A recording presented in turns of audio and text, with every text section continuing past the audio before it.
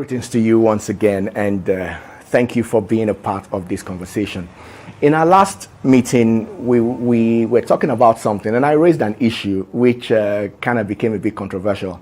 Don't bring a dog into your life and expect the dog to behave like a goat, and a number of people didn't quite understand it, and someone actually shared it, and it turned out to almost become like an insult, because some of the times people don't pay attention to truly understand, issues before they act. And I mean, it happens to all of us. But what I was talking about in that situation, the subject of realistic expectations.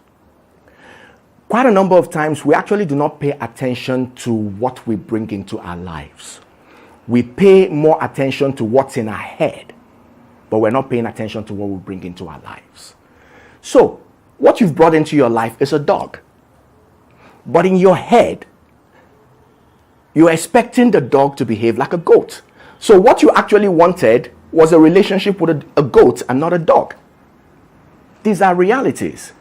And so people need to pay attention to the realities that they encounter, embrace, accept, and deal with. It's something that we never do. And that is why we refer to it as unrealistic expectations. Before you go into a relationship, there are certain things you need to seriously think about. And the other time we're talking about, the issue of who fits into your life just by virtue of your upbringing, your socialization, the family that you come from, the traits that exist in the family you come from, the kind of flaws you have and who you're going to give those flaws to manage for you. But there are so many other issues that you need to think about. Even the issue of your profession is something that you need to pay attention to. Your culture is something that you need to pay attention to. And it's something that people never consider. So I'll just play a few things out for you so that you think about it and see how unrealistic or realistic that we get sometimes, but the fact that we really need to be realistic with our expectations in our relationships. So, there's someone that is AS. Should that person be thinking about being in a relationship with another person that is AS? There's a very, very, very high likelihood that they are going to give birth to a child that is SS. That is an issue. It will be unrealistic for this person to just say, we love each other, so let's go ahead. Now, this person actually has not anticipated the consequences of the relationship that he or she is going into. That is a big problem. You have someone that wants to go into a relationship with a musician, a celebrity, whether an actor or a musician, an entertainer, someone that is in sports or a politician. These are people-oriented jobs. They meet people every other day of their lives. People who do not know them, people who know them, see them on the road, see them in the malls. They want to hang out, they want to take selfies, they want to hug them, and all of that. If you are someone that has an issue with insecurity, you will have problems because you're always going to be suspicious of whatever it is that you're doing. See? And then imagine that you're in a relationship with a doctor who is a surgeon. You know definitely that this person is going to some of the times leave you in the middle of the night when you want to cuddle, when you want to be with him or her. Duty calls, they have to go. Not because they hate you, but because that's the job they do. If you're not realistic about your expectations, you're going to put a lot of weight on your relationship and frustrate your relationship. Then you come to the issue of culture. You go into a relationship with somebody that is capable of becoming a king in his community, without realizing that you're actually walking into a marriage with somebody that is capable of being a polygamist. See? And then all of a sudden, when the expectation of polygamy comes, you say, he's cheating on me. Because there are some things you did not pay attention to. So we must have realistic expectations. Because without it, we're not just going to frustrate our relationships, we're going to frustrate ourselves. Okay? So, I'll take your questions. All right, good evening. My name is Okoyemi Joseph. I've got a question in regards to what he said, and that is, what if you're in a relationship and probably you've checked out the culture and everything, and probably when you are into the marriage already, and there's a change of attitude probably those things you've checked onto when you guys are courting and you realize that the person just changed. And you know, at times in marriage, there's a situation whereby what you don't expect, whereby you don't know the person, and the person brings some different attitude, some different changes. So how are you going to tackle that in a marriage? A situation whereby you've known the person, you've tackled all these things you've said in the relationship, you do your findings and everything, probably in terms of the king or any other thing. But probably when you got married, then you realize that those things pop up. So how are you going to tackle it? So one of the things that I have come to realize in life is that there are very, very few gray areas. We just never really want to accept it. You know, we don't pay attention to a lot of realities. So we fantasize a lot more than we are decisive, you know, and it affects everything that we do.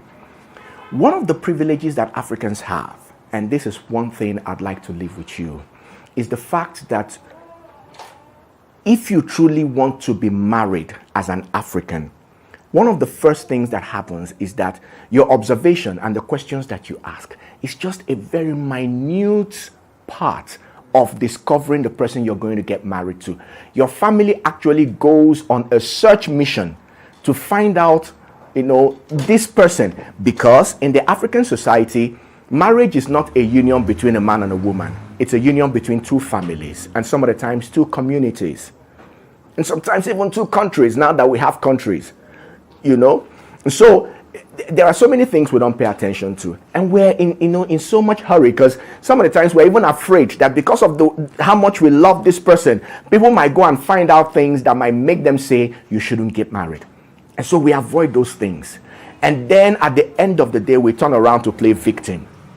Okay, those gray areas are very few. That's number one. Number two, people don't change that fast. Okay, now if somebody is pretending to you that he's a good person, he's a nice person, and then suddenly changes, okay, one of the things that you will notice is that you depended only on the information you have and how you wanted to see the relationship. But if you allow yourself to go through the right process, there are so many things you're going to find out which will help you make your decision. Okay, there's this very interesting movie. It's an American movie, Not Without My Daughter. So it's an old movie, but it's about an American lady that got married to an Iranian doctor. Now they were living in the United States, okay, and you know, they were just playing love and all of that, and it got to a point where the Iranian doctor needed to go back to Iran and says, let's visit my family. Now this was at a time when the relationship between the United States and Iran was a very, very nasty one. But because of that environment where I'm old enough to make my own decision, it doesn't matter what you say, I can make my own decisions. So she went ahead and married the Iranian doctor. The moment they landed in Iran, the guy changed, became abusive even. You know, she speaks like the typical American woman. She gets a few slaps, you know. And then, of course, the daughter. The guy says, she's my daughter. I wouldn't let you take her. And then a lot of issues came out of it. Now, from a distance, you might be looking at it and you say, oh, that's very sad. How can the guy change? You know, he just suddenly became an Iranian, but he was a great guy when he was in the United States. It's easy to say that. But that is why we talk about realistic expectations. This was a marriage that happened at a time when the relationship between America and Iran was terrible. And the Iranians hated the Americans because of some of the things that they had experienced. You know? Now, it was possible that somebody could have just called you and said, are you sure you want to be in this relationship? See? Because these are realities. How do you manage those realities? How do you approach them? You know? And there's also the issue of the faith. If this person now says, I want you to be a Muslim, will you accept? How do you balance some of those things? And so you see that some of the times the issue now arises because there are so many things we're not paying attention to. But I believe that if we pay attention to these things, there are so many things that we can avoid. you know. And this is me encouraging all of us to refuse to play victims when things like that come up. Let's just address things, you know, as we should. All right.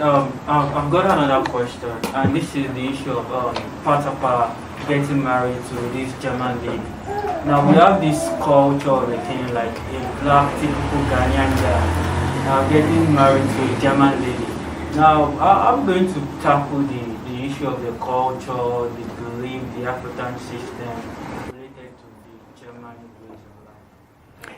Yes. So issues of conflict of culture is capable of happening, and some of the times we might not even go as far as Germany and Ghana, even Nigeria and Ghana, Igbo and Yoruba, Ewe and Akan, you know, issues like that will arise.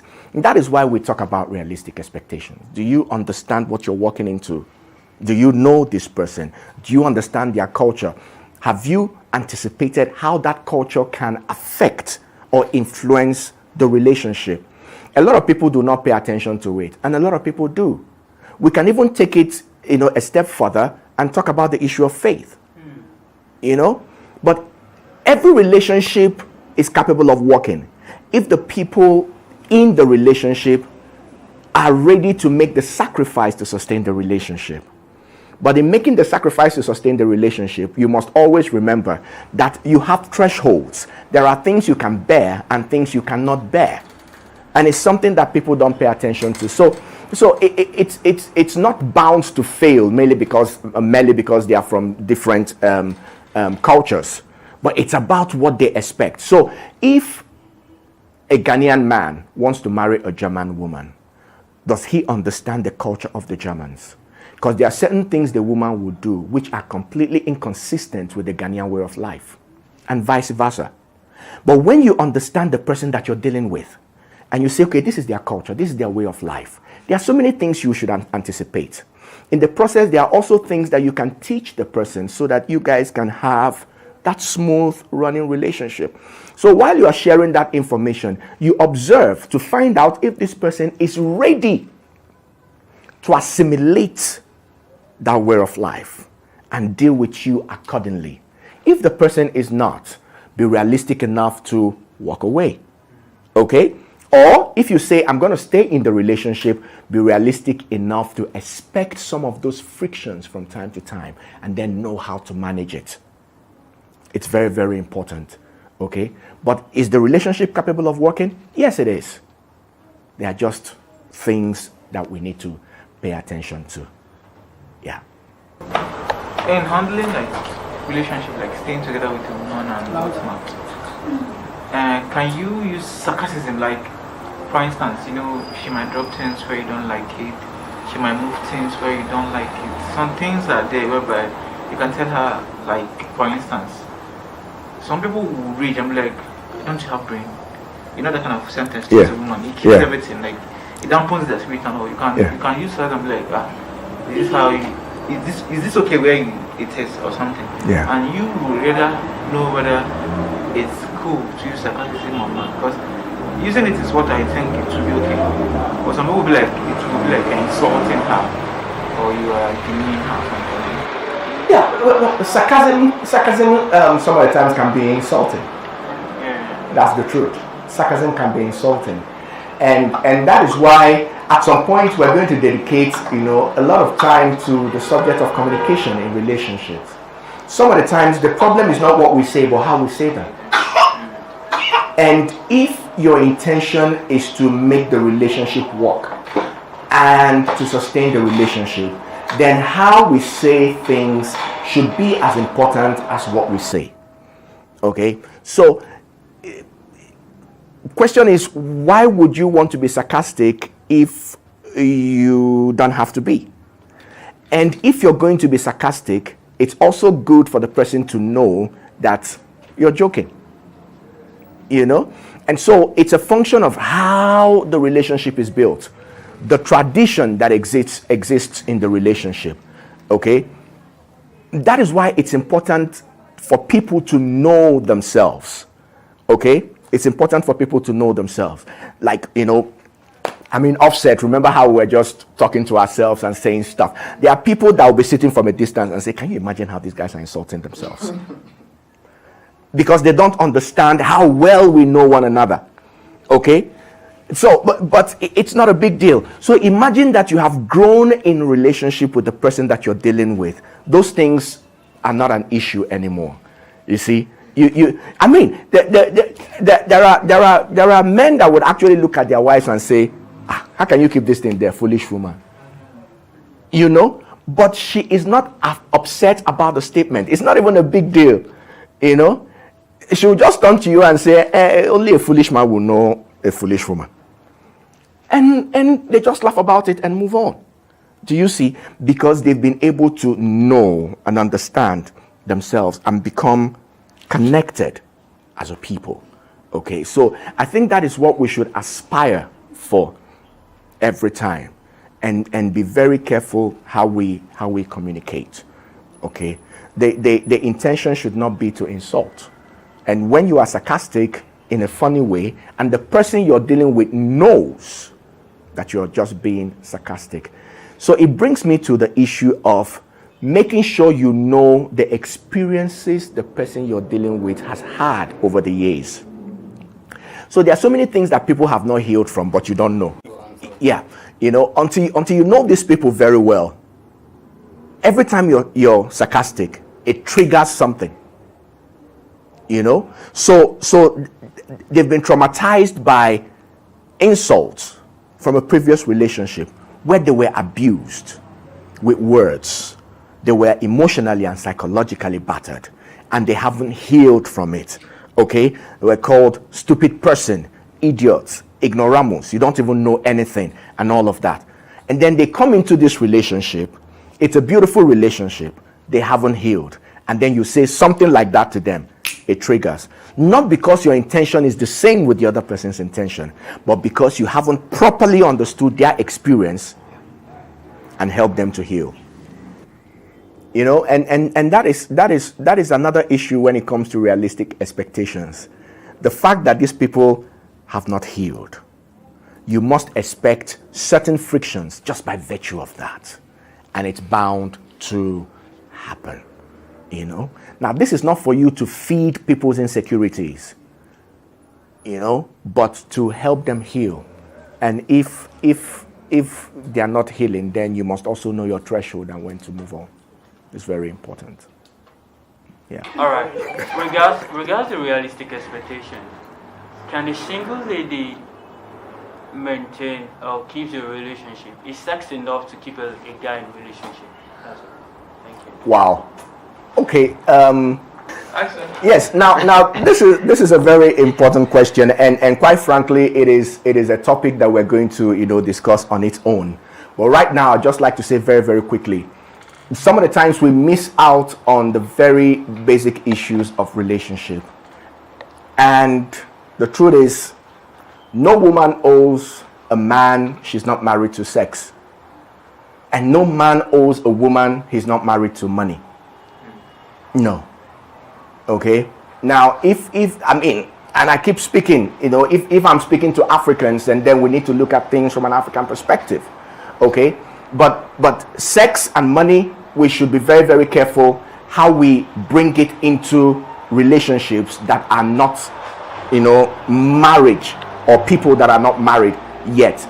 Now, whenever you bring sex into a relationship, always remember this, or sex and money, okay, as the basis or a foundation of a relationship where there is no marriage.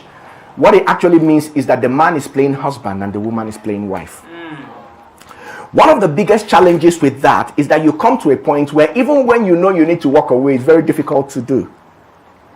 Because you have become committed. You've become more like bound or tied to this person. Because you're basically living as husband and wife.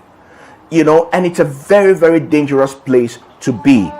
You do not owe any man sexual obligations, and you do not owe any woman financial obligations if you're not married to each other. This is the truth, okay? Because of the kind of things that it can make you do and the implications that comes along with it. You don't let anybody drag you into that. In fact, the moment people begin to say to you, if you love me, you'll sleep with me, or if you love me, you give me money, it's a danger signal. It is either a sign that they do not truly understand what it means to be in a relationship, or they are just looking for a meal ticket, whether it's in the area of sex or in the area of finances. And it's a very, very dangerous thing to do. Okay? Now, somebody might be sitting and is asking why. Okay? I'll tell you this. There are things that sex and money make you do that nothing else on earth can make you do. Sex is sweet. Sex is beautiful. Okay? And it can also become a distraction. Now, when you have sex with somebody, or when you begin to share finances with somebody, and you're doing these things out of obligation, there is a way you become bonded to the person. There's a way you become connected to the person. But most of the decisions that you are making is not because you really care about this person. You're making those decisions because of the sex and the money. Do you see? So you have become completely distracted from what the reality is. And that's when women stop paying attention to the fact that this guy abuses them. Why? The money is coming. That's when men stop paying attention to the fact that this one abuses you. Why? The sex is good. Okay? And so it's a very, very dangerous place to be. And it's not something that, you need to dabble into. Let me just give you a small teaser, for people that will say, but how will you know that you're, sexually compatible, and how will you know that this person can take care of you and all of that? Those are things that you leave for premarital counseling. Okay? You can have good and compatible sex with anybody when you're married. And there is a way you can do it. There are things you need to learn to be able to achieve that. So these are very, very fundamental things. Okay? These are very, very fundamental things. These things are arts. So you learn it, it works for you. But don't play with it at the wrong time. It's just like giving a 7 or an 8-year-old a gun. Okay? They don't know how to use it, but it doesn't mean they cannot pull the trigger. It's very, very important to always remember that.